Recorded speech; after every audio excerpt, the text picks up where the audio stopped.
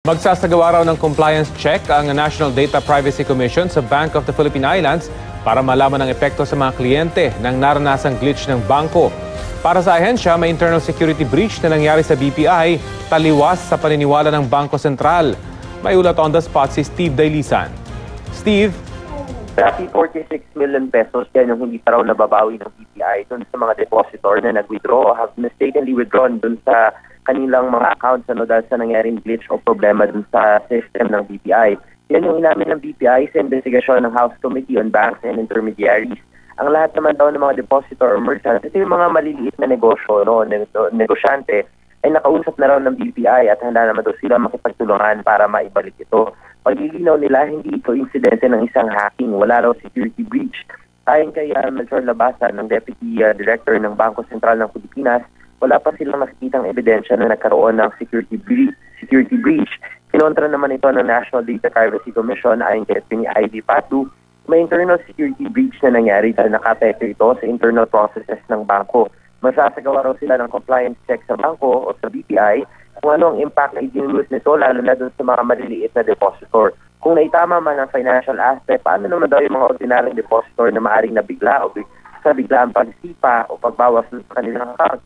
Ayon sa BPI, meron silang risk management na ipinatutupad. Human error yung tinutulong dahilan ng BPI sa nangyaring technical glitch mula June 7 to 8. Nagkamali raw kasi yung isa dun sa dalawang pinagkakatiwalaang programmer ng BPI dahilan para maapektuhan ang nasa 1.5 milyong kliyente ng bangko.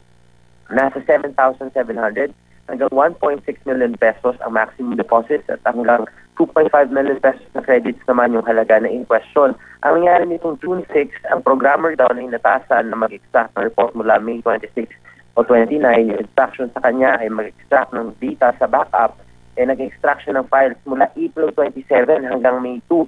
Dito na raw nagkaroon ng problema. Since automated, pinick up ng file yung maling na update. Kung may transaction scam mula April 27 hanggang May 2, maaring na-repost ulit ito. Hindi raw ito transaction mula sa ibang kliyente, kundi transaction ito ng mismong kliyente ng account. Ang naapektuhan lang daw nito ay yung point of cash sales, withdrawal at cash deposits na ginagawa usually sa ATM machines.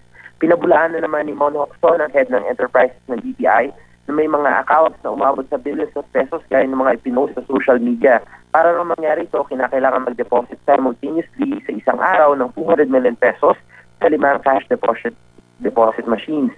Nagsasagawa na rin daw sila hanggang sa ngayon ng nagsagawa daw sila ng extended banking nung mangyari itong insidente. At hanggang ngayon ay pinalalakas pa yung kanilang customer care at yung kanilang communication para naman dun sa mga naapektuhan nilang mga kliyente. Yan muna ang latest mula pa rin dito sa Mababang Kapulungan, Balisera.